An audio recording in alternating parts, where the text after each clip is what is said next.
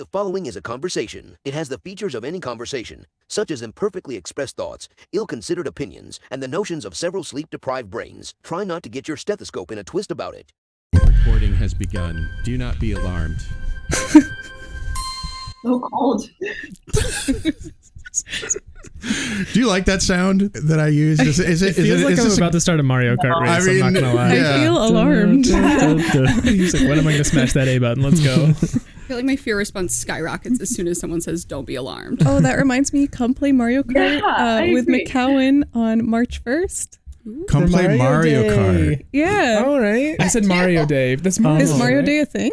Yeah, it's like it There's may not. a national whatever day. No, like, Yeah. I Mar1. literally just picked March 1st for no reason. I did It not may know not be that. March 1st. I can't remember. It's what close date to it March. is. It is now. One. It is March 10. That's cute. I'm dyslexic. I'm sorry, Okay, guys. we'll have a second Mario Kart Don't Day. put me.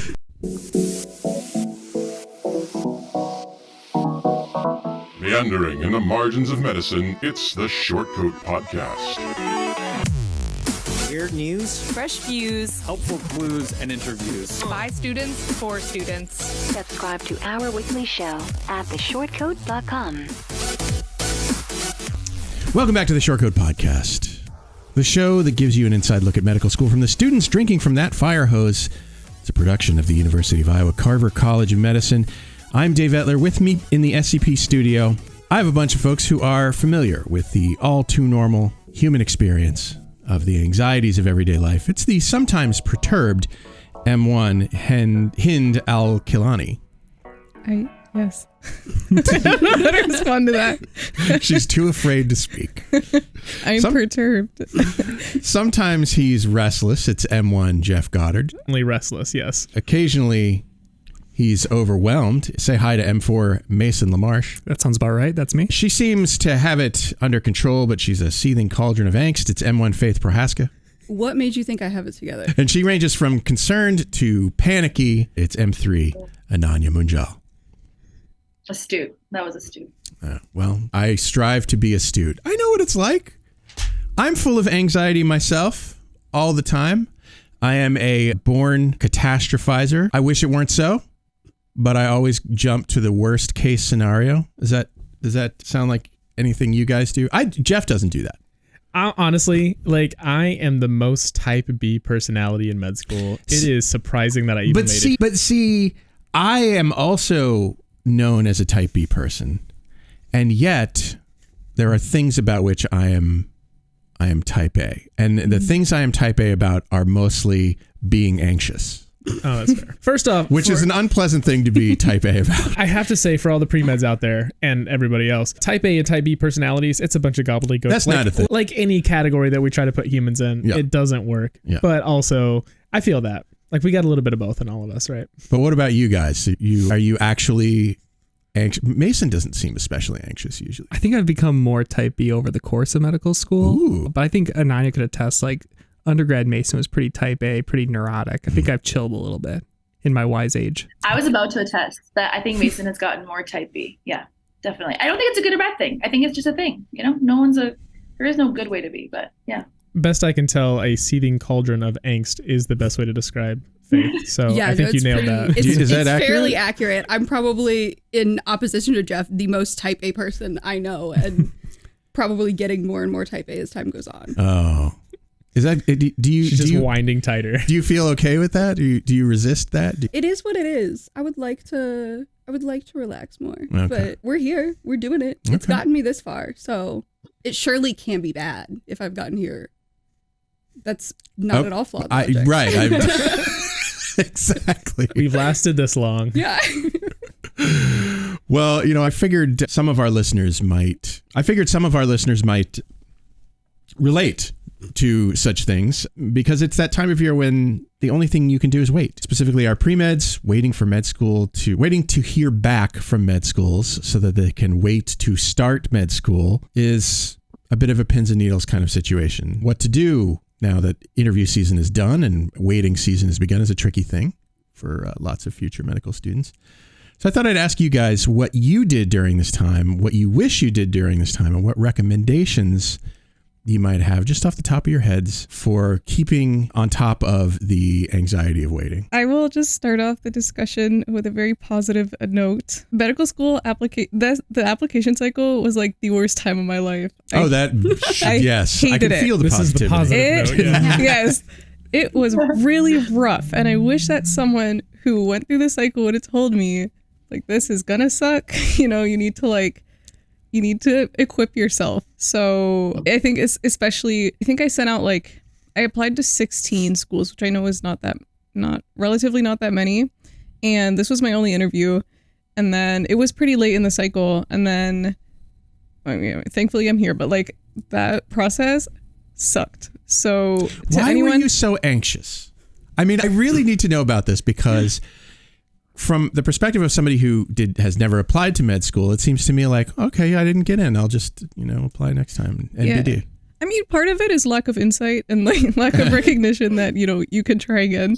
But the application is a lot of work. You spent a minimum of 4 years, working hard, getting these grades, doing all the volunteering and all the stuff you got to do, finding rec letters and writing a ridiculous amount of secondary essays, paying all of the money for all of that. Yeah, paying all the money. It's a huge time investment, and feeling like that just faded away was for nothing. It is out of your control is really hard to grapple with.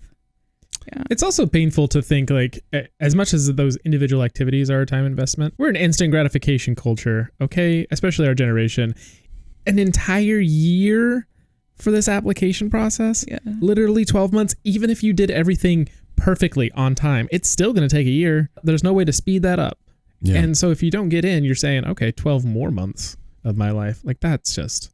And what are you doing in the meantime to prove to these schools that you have grown, that you've improved on yourself, and you've done all those things that they want you to do? But you're anticipating that problem. Yeah. Yeah.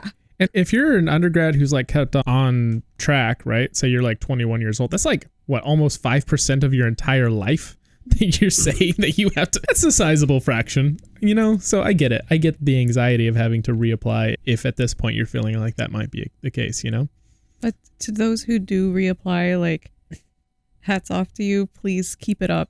Don't give up, even though it's really difficult, but it is worth it. I mean, the truth is about medical school and getting into medical school, and this is also true about residency. I'm sorry to say, it's a bit of a numbers game. Yeah. Even perfect students don't always get in on their first try. And, so I guess it's important to be aware of that problem while you're waiting. Is that a good thing to be aware of? I mean, is ignorance bliss in this case? I mean, it gets worse in residency, right? So as an M4, I have a friend who's a couple of friends that are M4s. They're Make applying that face again for the camera, Mason. Yeah, it's awful. I mean, yeah, so you apply to an average 20, maybe 30 medical schools, right? And you're applying to, on average, I think last time I saw was 80-ish residency programs, Some people apply to 100 plus residency programs. I've seen some pretty stunning numbers about the numbers. So I guess good news out there, pre-meds, it's not as bad as it's going to be. Good news, positive, just going downhill at this To point. summarize the experiences of over here, I think this is the worst thing I've ever went through so far, but don't worry, it gets worse. Yeah. Is that? Yeah, hurry up. There's a lifetime of agony ahead. Let's go.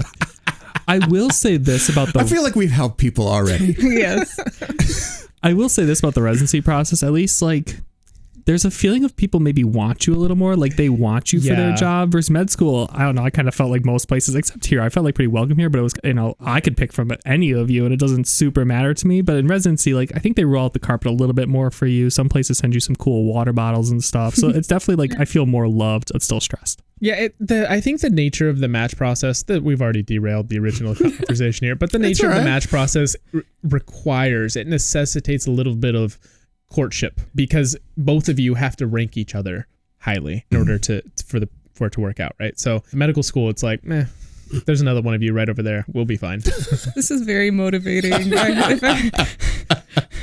I can't wait for Matt Matt Anglican is the producer of this episode. I cannot wait for him to listen back to this first part and go, that's not what I intended. You've gone full like Abby Lee Miller, everyone's replaceable. Like, sorry, everyone. You are all wonderful, and I'm glad that you're applying to medical school. Fun things to do while waiting. Let's go with the prompt. My dear friend Ananya hooked me up with a job, so I think working's super awesome to do in that waiting time. I'm working like several part-time jobs right now for the same reason, because if I'm not busy, I would lose my mind and some of my hair. So yeah, I think just finding ways to do things that keep you busy and things you enjoy doing are important.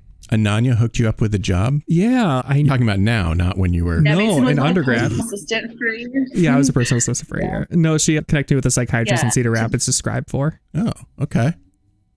Sweet. That's awesome. So get a job. I think we were talking about like, is it worth it to do things like for our application, in the meantime? I think it is. I don't know. I was a reapplicant, and so in the year after, I guess I was applying like before I had found out, but I was looking into, I like met with our wonderful Iowa admissions committee to think about like, what would happen if basically I was waitlisted, actually, I should say, the first year. So that's why I had some time to think about, whether or not I would get in. And I think, we talk about this a lot, but I was like very transparent about, what you should do to get in the next year at least at our institution.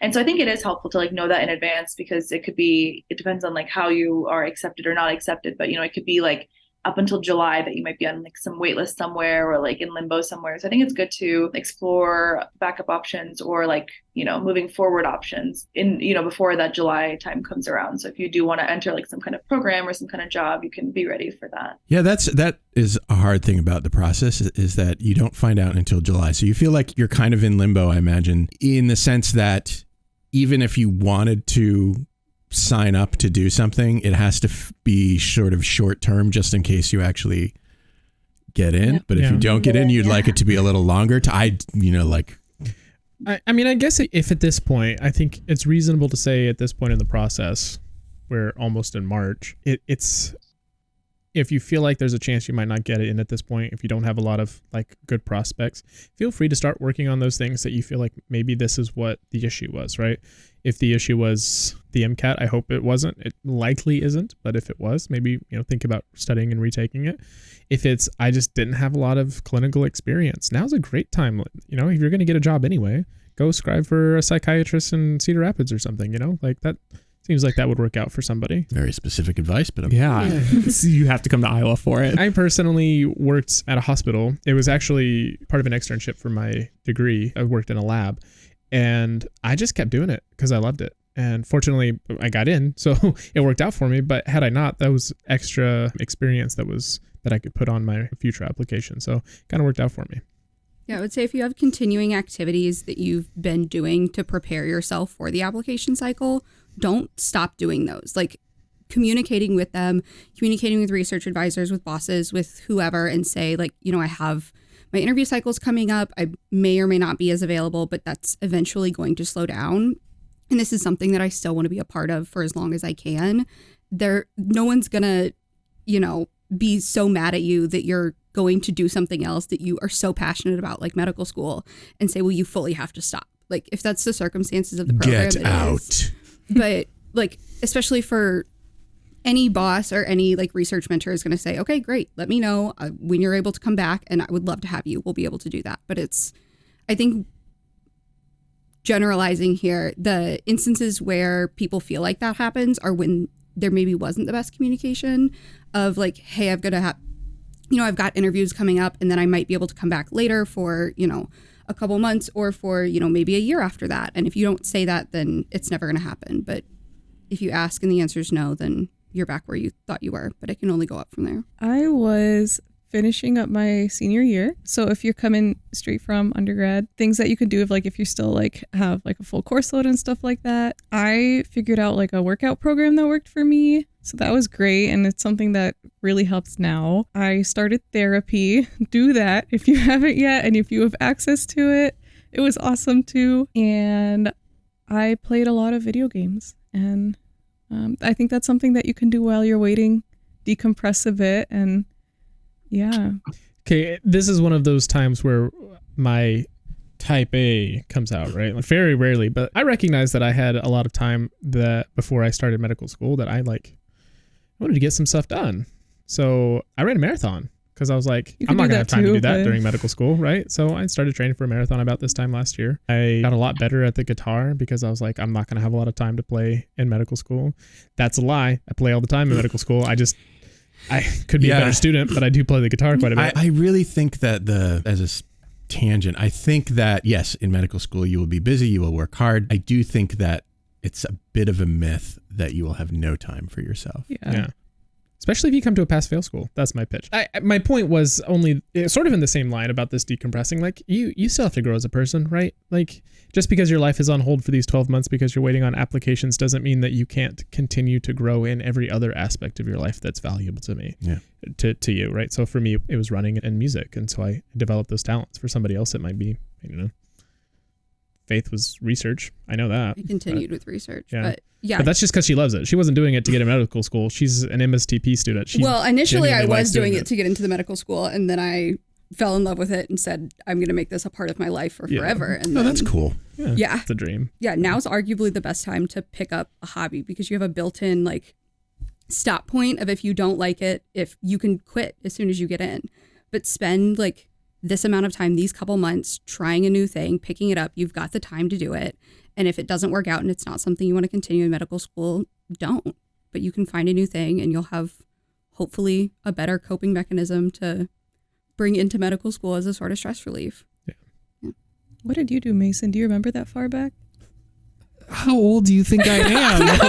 No, I feel like I would have Do you repressed that memory. Oh man. Oh man. In ye olden times. I did it. I'm sorry. Back before electricity, when you were playing back when the medical school. dinosaurs were around. So yeah, I got on top of my triceratops and we walked. Well, yeah, what I did during my time, I really didn't do too much fun stuff. I didn't run a marathon. That checks out. Yeah. But I the working was really valuable for me because I think it allowed me to develop skills and I got to start to appreciate what I was getting into because I think up until then, even getting into medical school, I felt like I didn't have the greatest clinical exposure, so that was a really valuable time to kind of put me in the right headspace before starting. It was important to kind of have a financial gap because I wasn't in school during that time and didn't have Uncle Sam giving me money on the side to survive. So I was learning how to kind of be an adult during that time, which was I think a good thing for me. And now during my waiting time, I'm doing the opposite. I'm trying to learn art and stuff. I'm just trying to have fun and not think too much before life gets crazy in July.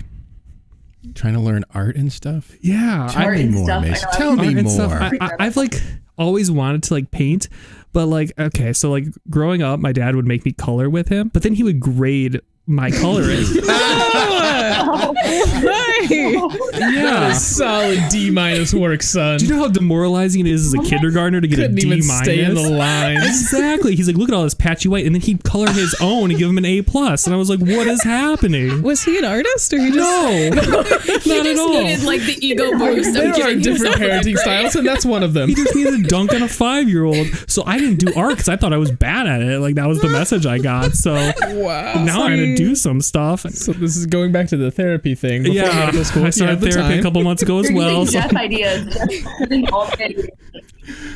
Here's the thing. I will never grade my child's coloring. Yeah, don't do it. At least with problems. All the they failures as a parent, I got that one going for me. Or at least if you grade them, give them an A. Jeff's kid's going to be sitting where Mason is in 20 years talking about what his dad did to him. Yeah, round it up. Sometimes I do beat my son in chess and it kind of makes him sad, but that's okay. He beats everybody else in the family. He's fine. Here's the thing about art. Art, you can learn to be a good artist. I mean, I think you can. It's a teachable skill. I know that. You can learn to be a good artist. So if you're casting about for something to do, I'm encouraging you to quote unquote do some art. I remember taking a drawing class actually 20 years ago. I came here and I was not working at the time. My wife had a job. I did not have a job when we came here. So I took a drawing class at the art school.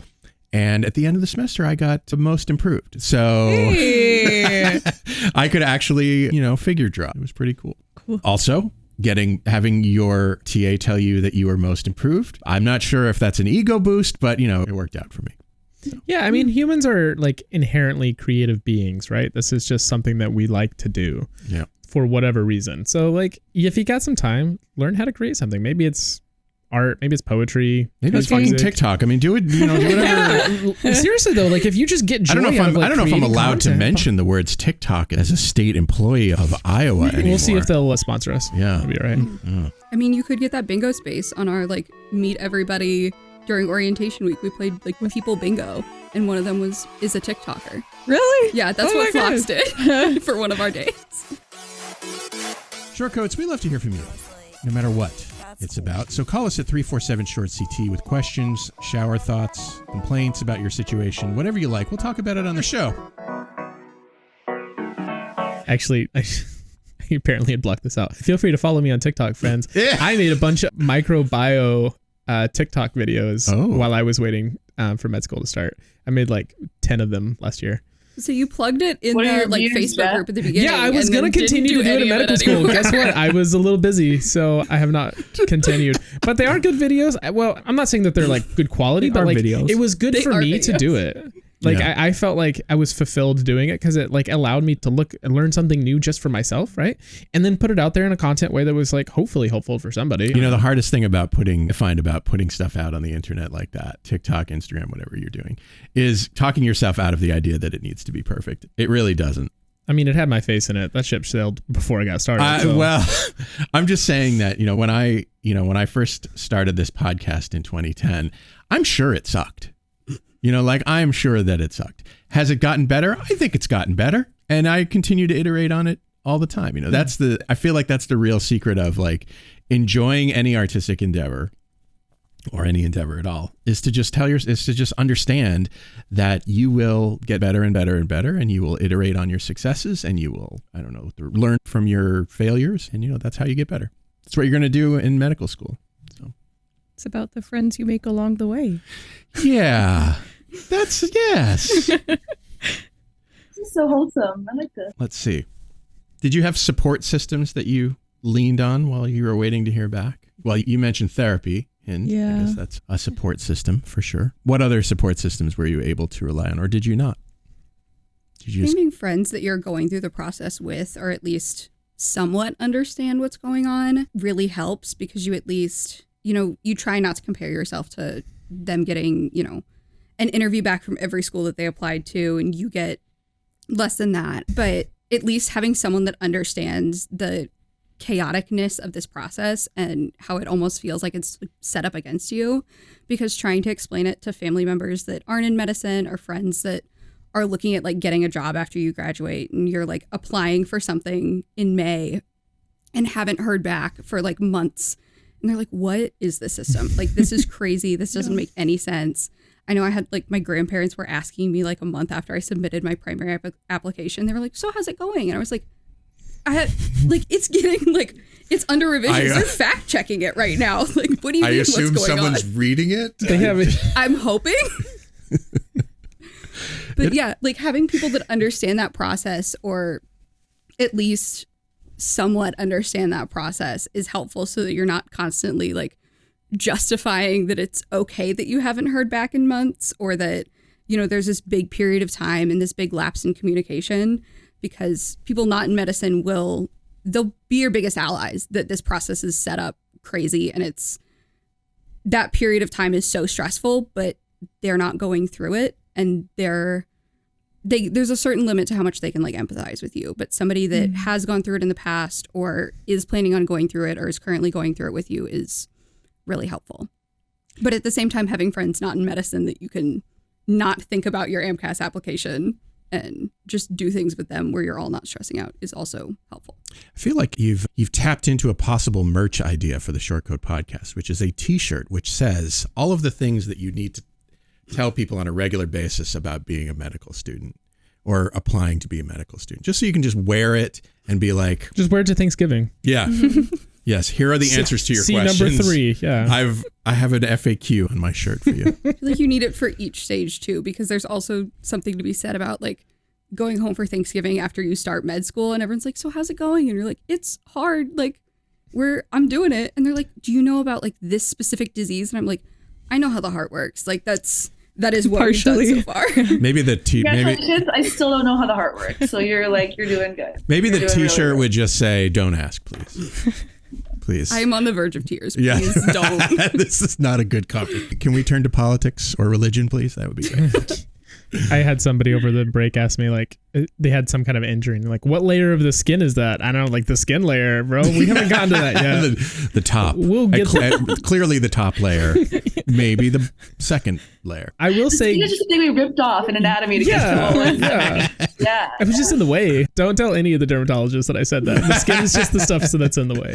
Like all of them. And he's coming to Hopkins. You need to watch for him. Yeah. So I agree, but also going through it with somebody else can be somewhat stressful. So my wife and I both applied at the same time.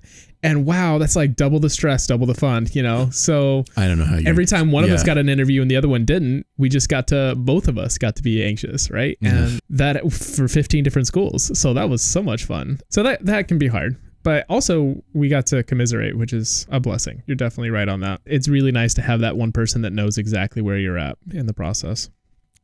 I met my now spouse 2 months after I submit primary applications, and then we figured out pretty quickly that this was going to be serious, so I really had to get into Iowa, so that added an extra layer of stress. But it was nice to have someone who's like, this is an absurd process, that it wasn't like I'm like just sitting there like, oh, this is everything, and they're like, you know what, this really isn't like you'll be fine if things don't work out. So like having a voice of reason, they were absolutely wonderful for that, of like, you know, it'll be fine no matter which way we go. So it's nice to have like people who know. And then it's nice to have people who don't, particularly when they're close to you, because it kind of helps find that balance to hopefully keep you even keeled. Yeah. Yeah, because as you two both have said, you and Faith have both said at this point, this is a weird environment, a weird system that you're sort of buying into or being forced to buy into. I feel like we should, do maybe in Act 3 we'll do like things about medical school that would put an undergrad into a coma. I legitimately, I have a friend who was originally very recently applying to a bunch of PhD programs, and she was like, wow, this sucks, but it's still better than applying to medical school. And I'm like, you're right. It's medical school. The whole process is just weird. Having friends that were applying to grad programs at the same time I was applying to medical school was the most bewildering thing, because they'd be like, yeah, I heard back, I've got an interview, in a couple weeks. They took me out for drinks. I'd be like, I have not heard back from anyone. They sent me, they're still reviewing stuff. I'm doing my best over here. And they're still deciding if they want to send me more information for me to fill out. So why is it like this? I don't. Why is it? I want to blame the Flexner report. It's probably not true, but it feels like a good catch-all. I have very strong feelings. I feel like it's because there's an endless supply, okay, and it continues to residency, but they have, I don't know why, but I don't know why everybody there's so many people want to be a doctor, but it's because there's so many people that are there's so many people that will be ready to take your place at any given time. I understand that med schools also have to make a decision, and they have caps, and they can only afford a certain number of students, and there's only so many cadavers. I remember somebody said oh yeah, our med school increased 1 cadaver, so now we can have 4 more students in our class. And I think the reason that it's so stressful and the way it's so different is there isn't a methodology into getting in. It's not like college where you just all you have to do is pass these classes. And yes, that can be super challenging, but you fail one class, you retake it, and you figure out a way to pass that class and you get your degree. It's just so not like that in med school. And the reason it's so anxiety provoking and the way it's so different is that you can just do everything right. You can have, I had so many friends that had the best MCAT scores objectively, 4.0 GPAs. They had done the research, they'd done the volunteering, but you're put into, again, this ecosystem where there's more people than spots. And so you don't know that you're going to get in the next year. And somebody can tell you do more volunteering, you do that. And I had a friend who just got into med school. This is his 4th time applying. And he's like, I don't know that my application was so much better than my pretty good application 4 years ago. So that's the sad situation. Took a turn, but it is just, I think I just want to acknowledge that it is defeating. And I've been there, not getting in 1 year, and also just the financial cost of that is pretty huge. Every year you don't get in, it should just be acknowledged that we all have loans, we all have our own situations, and the cost of not getting in every single year you don't get in is a physician's salary. That's what that cost is really. And I'm minimum, what's that salary going to be? Multiple hundreds of thousands of dollars. And so it's just a hard reality not getting in over and not knowing whether you'll ever be able to recuperate that projected loss, because you don't know what's going to happen. Yeah. So, and even if it's not even if you ignore all of the economic opportunists or sunken costs or whatever, my high school economics teacher is going to be so mad that I don't know that anymore. But even if you ignore all of that, you ignore all of the time that you put into this, all of these huge factors, at the end of the day, you're going to all these schools saying, this is my dream. This is how hard I've worked to get here. This is everything that I've done to show you that I can do this. And they're just like, no, we don't believe you. Or like, no, we don't want you. And like that emotional cost, far so over like any time or any money that you put into it, which is not negligible at all. But just to be told like, no, we're not going to let you do your dream, like is crushing. So take time to like prepare yourself for that. Get in therapy. As someone that waited to get in therapy until med school, like early as possible, get that out of the way. Look at it this way. You know, as you wait to find out if you're quote unquote good enough for med school, remember that medical school itself is filled with opportunities to be evaluated, not just on your intellect or your abilities, but on your personality. Mason, do you want to talk a little bit about that? Oh, yeah. It's so great, this constant like nitpicking where like you don't feel comfortable with all the people because you don't know what they're going to say about your new evaluation. That's going to go to all your residency programs. And yeah, I was definitely a very kind of quiet, sheepish person. And it didn't come back to bite me too much, but I know for some people, they get kind of called out for being quiet and, you know, maybe they don't know as much or the attendings don't think they know as much because they're not being invited to. Yeah. So there's definitely a lot of some really challenging things that are going to continue to go on. So I kind of want to echo this. Get your help early. Get involved with therapy early. Learn about yourself and kind of build that shield for yourself. I love this message. Med school will put you into therapy if you aren't already there.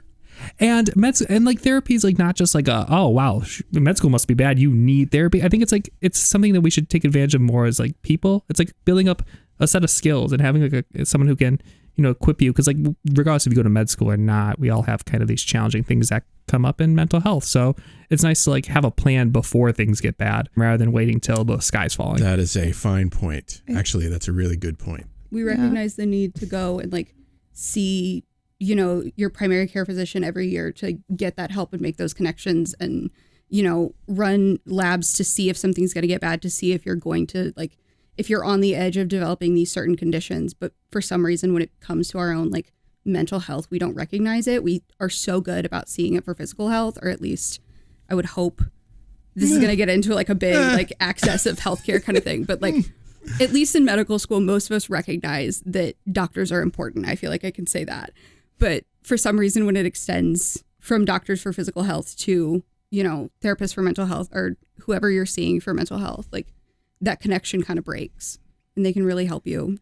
I think, I'm sorry. No, I think that this kind of brings up, like Ananya, you were talking about like how it's kind of a numbers game at the end of the day. And I think just for anyone who is currently in like waiting or their cycle has not gone how they wanted it to, like just remember that these results do not equate to your worth. And I think it's easy after so many years of working so hard to create this application that you are putting all of your worth into that. And that's not true. You know, that there's always next year, there's always ways that you can grow and it'll happen. And I would just like to add that like med school's mentally difficult by design.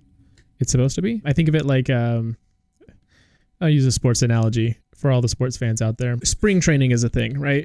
And the reason why spring training is a thing is because the season is going to be physically grueling. Therefore, we need to condition you to be able to manage that. Our field is emotionally and mentally grueling. And there's really nothing that you can do to take that out because we're dealing with life and death situations, right? So you can't make it not grueling to deal with life and death situations. Or at least I don't think that it would be ethical or ideal to do so. Medical school is mentally difficult so that we can learn the coping skills to be able to process that. Some of that might very well mean going to therapy to learn the coping skills to be able to handle that. But knowing that it's not that they're just being mean to us. I mean, I'm sure there's probably some professors some days that are just kind of jaded and grumpy and they just want to be mean to the students. Same with attendings. That happens, right? But also we're going into a field where we need to be able to carry the emotional burden of making those types of life or death calls. So the pre-med process, the medical school process, even the application process, these are opportunities, if we take them, to start practicing those skills of mental fortitude. And by all means, go to therapy so that you can learn those skills. That's one of the best things you can get from therapy is just learning better skills. Well, I hope that our listeners will get in touch with us and tell them about their feelings about waiting, whether you're a pre-med waiting to get into medical school or you're a M4, who's waiting to hear back from residency programs. Love to hear about that and how you're coping with it and what you're doing and whether or not that's working out for you. So, give us a call, 347-SHORT-CT. Send us an email at theshortcoats@gmail.com. We'll talk about it on the show. Shortcoats, if you're enjoying our conversation today, I'd be grateful if you'd let people know by posting a story on Instagram or Facebook or tweeting about us. And don't forget to tag us in your post. Thank you. Recent weeks have seen an interesting development in the way prospective students find out about medical schools. And you probably know this already. A growing number of schools are dropping out of the influential U.S. News and World Report rankings. There is a rebellion of sorts going on. Among the schools dropping out, Harvard, Penn, Columbia, Duke, University of Chicago, WashU. There are others. They're decided no longer to contribute data to the rankings, which have been around since around 1983. These schools all believe that the methodology used to determine a school's rank don't count things like graduation rates, aid for low-income students, things that are, important, culture, things that are important. This followed all but two of the top 14 law schools dropping out, starting with Yale. An article on Fierce Healthcare cites former Association of American Medical College executives in a commentary nearly a decade ago who said higher education leaders feel rankings don't account for the varied and complex missions of each institution, create incentives for schools to report misleading or inaccurate data, support policies that boost rankings rather than other more noble objectives, divert financial aid from needier students to high-scoring students with means, among other problems. So do you guys remember using these rankings at all? This is my question. Did you use these rankings to sort of figure out where you might apply? I used them, looked at the methodology, and realized why would I use this? So I was interested in using, because people talk about, are you going to go to a top 20 school or not? But the second I looked and saw how much it was weighted towards research funding, at which I was I don't know if that really matters to me as a student. I want to be involved with research, but there's probably a certain threshold where a student needs institutional support that could be reflected by that. And then MCAT scores were part of it. It's okay, so that just tells me they're picking people. But I would like to know what's the difference between their MCAT score percentile and their STEP score percentile. Taking good students and making them great? Are they taking students with below average MCATs and giving them grades? Things that just weren't going to tell me anything. So I just kind of, dropped it and was okay, this isn't going to help me. Yeah, it really doesn't say much if you just don't ruin them, right? It's such a low bar. Yeah. Came in with a 520 exactly. MCAT and then just blasted out of the park on the students. Step. Okay, he's a good student. Yeah, I think probably one of the biggest reasons that we could all recognize how much of a farce it is NYU, right? NYU is a phenomenal program, but the fact that they made it free for all students because of that recent endowment a few years ago, and then they just shot up to number 2 in the rankings because of how many students they could turn away, because now they can accept all of the students that have 522 MCATs, and now they're number 2. They didn't change. The only thing that changed was they were now rejecting students that they had recently been accepting. That doesn't give us any idea of what kind of program they have, right? I'm sure it was a great program, but I don't know. That kind of thing just kind of makes it feel like it's not a very useful data set anyway. So I think I use the each school's report of their own stats that they ultimately send in for ranking to figure out, where I was competitive. But in terms of compiling all of those and what somebody says is, a number whatever school, I didn't use. Plus, if you look at it, there's so many ties in that. There's 10 schools tied for number 21. And it's at that point it becomes obsolete. Yeah. It doesn't make the sense. MSAR, I think, is the better. Yes. Well, here's the thing: is what does that stand for? Medical school admissions requirements. Yeah. So you just had to look it up. The U.S. News can literally just get a subscription to the MSAR for $28 and still continue to do the exact same rankings. Everything is public information that they're ranking them by.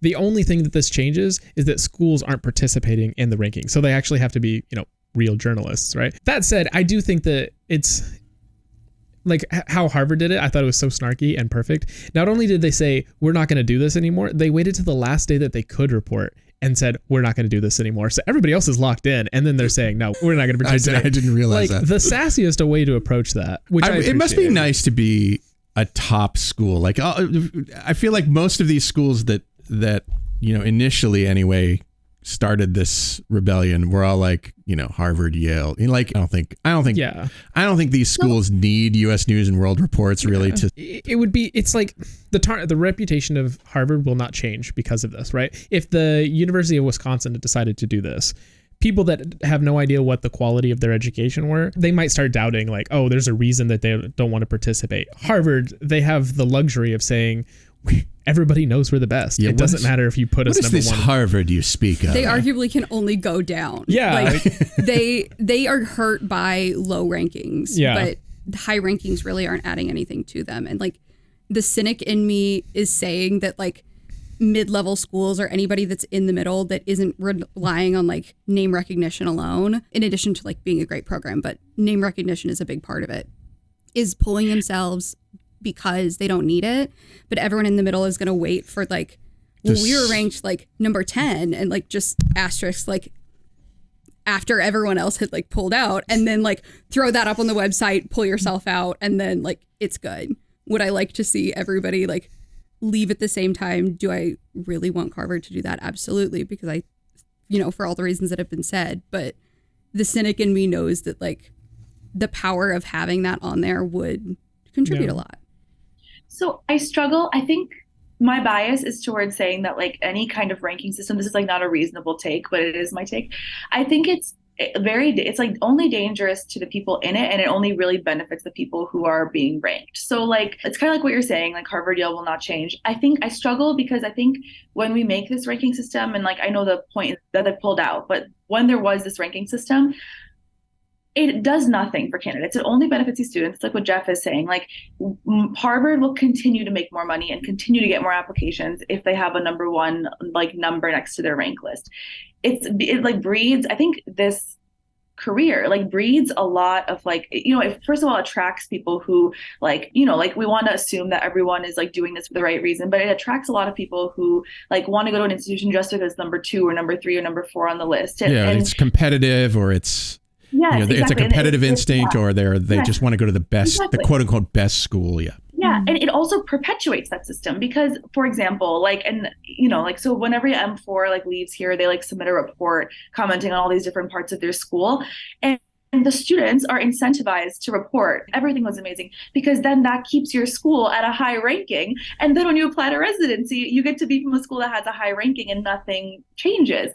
And it's again, like it only hurts us and it only benefits them. Like we are trying like these, intangibles, like how good was the community and like how much support did I have to like go to a conference and present. These things are never reported on. And unfortunately we like, the way that the system is, that there's so many like, stop points. There's like a residency and a fellowship and whatever. And every step of the way, this is the criteria they're looking for. Like, some programs, not all, are like, what school were they from? And like, what is the vibe of that school? Like, what is the rating of that school?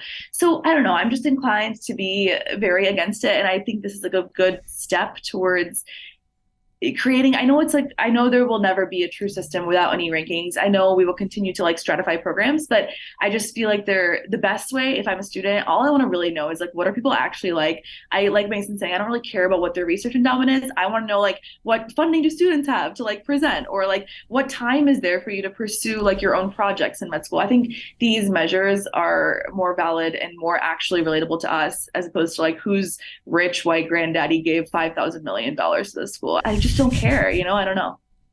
I noticed too on the residency trail, right? Like there's part of that where you're like, oh my gosh, I'm interviewing with someone from Harvard. Like, do I deserve to be here? But then you talk with the program directors, like, hey, we had a resident here from Iowa a couple years back, and like she did awesome. So like, that's why we invited you. So I think even though like, your school matters for how people think about you for better or worse. So, good program directors will look off the rankings and go, hey, we had this experience with these people, and that's why you're here, is because they were awesome and they said awesome things about you, so we don't care about anything else. But yeah, I think once you realize like that prestigious pedigree is really just only important to the people in ivory towers, and you can take yourself out of there, then all of a sudden the world of medicine becomes a lot more open and interesting. I had fun interviewing at these community programs that like wouldn't get any play, but then you hear about all the cool procedures they're doing and how much autonomy the residents get compared to like, if you go to a big prestigious academic institution, patients aren't coming to see you. They're coming to see famous attending so-and-so. Like, you're not going to probably have the same training experience. So yeah, it's like the second you kind of step away and say, I'm not going to let prestige rule my decisions, man, life gets more fun. I think that's The great. shift from this is a great institution to this is a great institution for me. It needs to be it, because all of the stats in the world can tell you, you know, what's going to be a good fit for you, what community resources are available that you need, what, you know, research funding is something that really mattered to me, which is why our lists would look totally different of what's good programs for us, what are good schools for us. But at the end of the day, the objective great schools ranking was the exact same, but it meant totally different things to us. So removing yourself from looking, or removing your program from being on the, you know, what are the great schools, to here's everything about us, here's all the information you need to make a decision about whether we're right for you. If you think we're a great fit, we would love to have you, like, or we'd love to talk to you more about it, is a better way of doing it. And it kind of gets on some stuff we were talking about earlier of like separating yourself from like the need to be great and this need to like have all of your self-worth tied to this like achievements. So yeah, just another plug for therapy. Separate that out as early as possible. Know what's good for you and not what everyone else is saying. I'm hopeful, but what I really want to see, because I don't know if anybody's read the letter that the Harvard Dean of the Medical School had put out when they decided to pull out, when they like officially declared it, right? He said the reason why they wanted to do it is because of the perverse incentives. I want to see how much that changes. It means nothing if they say, yeah, we're doing this because we're tired of just getting the kids with the 523 MCATs and we want a more diverse patient or student population. If they don't do that, then it doesn't really matter, right? But I'm hopeful. I'm hopeful that you'll start seeing these institutions that were just chasing numbers start to pick variables or pick metrics that actually matter to them, right? Things that match their vision. Yeah. Because the mission of every school is not get the student that has the 520 MCAT. That's a dumb mission, right? That's not helping anybody. But if it's to give access to first generation physicians, right? Or it's to decrease income inequality in this country by making sure that those from a lower socioeconomic strata can get up here. If that's part of their mission and that's how they advertise and that's how they recruit, that's a whole nother thing. I'd like to see that. And it becomes so intangible that you can't rank that, right? And that's why we haven't ranked it. And I still would like to see how they handle that going forward. I think, and I think like, I guess it's like more of a residency perspective, but I love what you said. And I think there are ways there's no ranking system that will show you this, but like, I am noticing like, like when I'm thinking about like residency, I think like, like some of these like name brand programs or whatever you want to call them, you look at their residency class and you can like trace it back, you can do some stalking. And like, I don't. Is this what your research is on in Baltimore? You're just This is what my research is. It's on residency programs, but you like do some like, you look into these candidates and like, I'm not inclined to like believe a program that like gives lip service to like exactly the things you're saying, that like we treat a diverse patient population, we like choose to have residents from underrepresented backgrounds, and you look at them and they all fit a very specific type of person and we can all know what that person looks like. I'm like way more inclined to look at a program and like see an actual diversity and see like second career physicians and see, like MD PhDs and like, like it's, I think if you do your own research, it's like, it's pretty, you can figure it out. You can, do that. And I'm sure that's a little bit more difficult for medical school. It's a little bit less like seeing all the medical students in a class is not really like as broadcasted as, like seeing all the residents are posted usually and their institutions are posted. And it's obviously more transparent, but to talk to people at the med school and like figure out what the profile actually is. I remember right before I took the MCAT, the AAMC, the company that makes the MCAT, put out a study showing that there was no statistical association between MCAT scores and the quality of a physician. And I'm like, all right, here we go. Let's go take this test, right? So can't wait to spend the next 8 hours doing this. Yeah, exactly. Sorry for the pre-meds. It's one of the hoops that we have to jump through right now. And that's fine because we don't have anything better. That's not really a great argument for it, but that's the argument. That's fine. But like understanding that, I think schools should be very cautious about trying to use that as a metric of whether or not this is a student that we want. To that point, it's important to remember that, when you see, what MCATs do schools take, you're not going to see a threshold. You're going to see an average. I think you usually get average, and then you get usually a 25 to 75%. Yeah. And then, I want to see all the numbers. To be fair, NYU does have on their site their last classes full range, which I thought was very good of them to do that, but that's very rare. But yeah, it doesn't tell the average doesn't tell the whole story, and even the 25 and 75 doesn't really tell the entire story. So I guess if you're thinking about applying to schools, don't worry if your MCAT is a little low. That's only part of the story. That's one thing I kind of always thought was like the average is an average, right? Which means there has to be people below it. Yeah. And above it. So half the people are below and half the people are above. Yeah. So you gotta understand, what that means for you. Yeah. I definitely applied to schools that I was on the lower end of the rank, and I interviewed at them and it worked out fine, and then some schools I was well above and they still rejected me, so here we are, so.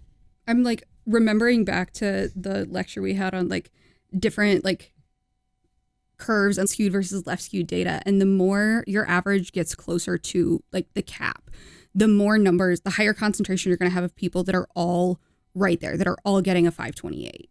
And so the variation that you can have kind of on the lower end of the curve gets so much wider because you have this like huge block of people that are sitting at the top that are all above it. So there are so many lower scores than what the average would lead you to believe because the data is skewed. And the data is skewed because there's a cap to the test. Like you can't get a 7 million on the MCAT. Like if you can, props to you, but like they cap the score. So at a certain point, that data is going to have to be stopped, and everything else that falls below it is such a bigger variation. And so it's important to, don't let that stop you. Well, I hope that our listeners don't let things stop them. That's the dumbest thing I've said all day. I mean, is it? It was earnest. Yes. Well, I know that there's. I was making an attempt at a transition. I know that there's a study out there that shows that, like, the med student that we all picture in our mind that has knows that they're going to get in are more likely to take risks when it comes to like reaching for things that they don't know if they're going to achieve or not. And as you continue to stack up like underrepresented like demographics to a person, they become less and less willing to like take that risk of, applying to a program that's, they're on the very low end of their MCAT cutoff, or they, don't have as many clinical or research hours as everybody else who's applying. And as you continue to stack up those underrepresented demographics, they become less and less likely because the stakes are higher. Like you want to get in, right? And so you're going to apply to the places where you feel like you have the most chance to get in rather than. And you have less of a safety net to not get in because the way our society works. Well, we've changed all that today by having this discussion. Our society is better for it. Thanks. That's our show. Hind, Jeff, Mason, Ananya, Faith, thanks for being on the show with me today. Thanks, Dave. My pleasure. And what kind of self-important, smug, complacent, grandiose, arrogant windbag would I be if I didn't thank you, Shortcoats, for making us a part of your week? If you're new here and you like what you heard today, follow the show wherever fine podcasts are available, like Spotify, Apple Podcasts, Google Podcasts, and YouTube. Thanks to the producer of this episode, Matt Engelken. The show is made possible by a generous donation by Carver College of Medicine, student government, and ongoing support from the Writing and Humanities program. Our music is by Dr. Vox and Catmosphere. I'm Dave Etler saying, don't let the bastards get you down. Talk to you in 1 week.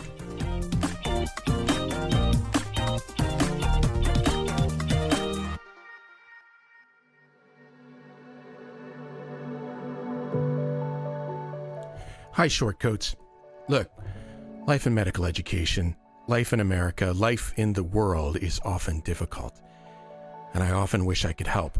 All I have is this podcast, but in my wildest dreams, you have the support you need to lead a life of your choosing. You deserve to be happy, healthy, and successful in whatever ways you define those words. So if you need support because you've experienced racism, discrimination, harassment, mental health crises, I want you to be able to get the help that you need. And so I'm going to put some links in the show notes to some resources that you can use. But the bottom line is that for what it's worth, I see you. I know you're out there. I wish I could do more. Maybe I can in ways that I don't understand yet or know about. But I see you, and I'm glad you're here, and other people are too.